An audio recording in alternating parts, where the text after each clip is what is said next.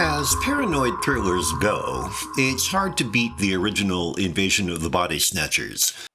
One of the most enduring of 50s science fiction films is central situation.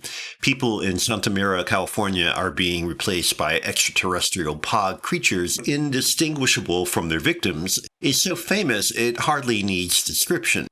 The story is resonant enough to have inspired multiple imitations, derivations, and metaphorical readings. It's also a very savvy bit of filmmaking. The pulsating linear drive is all the more remarkable given that events unfold in flashback as Dr. Miles Bennell, Kevin McCarthy, tries to convince a psychiatrist about what is happening in Santa Mira.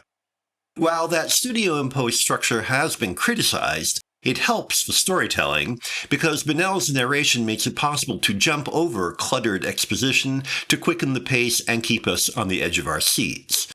For example, at the beginning of the story, as Dr. Bennell returns from a business trip, he nearly runs over the son of a local farmer frantically fleeing his mother.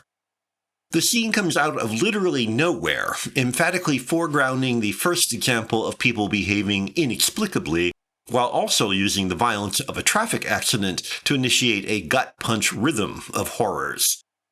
The boy is merely the first of several characters who exhibit unease around loved ones. Since no one else can see anything amiss, their concerns are explained away. Nonetheless, the anxieties gradually become so pervasive that Bennell thinks the creeping mange of personal insecurity has to be taken seriously.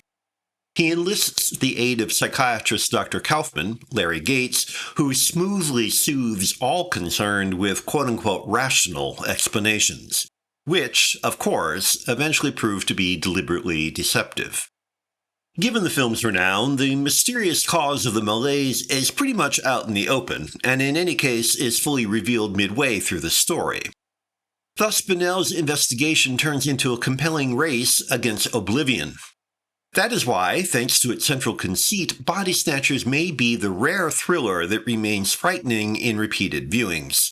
We never learn what happens to the bodies of the victims, but the pod's threat to life and limb is far less frightening than the idea that our identities are so fragile that we can be impersonated flawlessly. If so, just what makes us who we are? The answer seems to be all those messy emotions that make life both challenging and exhilarating. If so, how do the pod people fool anyone with their performances? It is just possible to imagine the pods synthesizing something physical like a body, but how do they supposedly make emotions they don't feel? Not that such questions matter in Bennell's frenzied flight to warn the outside world.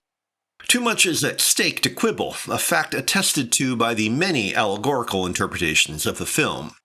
Whether taken as one of those metaphors or just as a sharp thriller, Invasion remains as powerful and frightening as ever.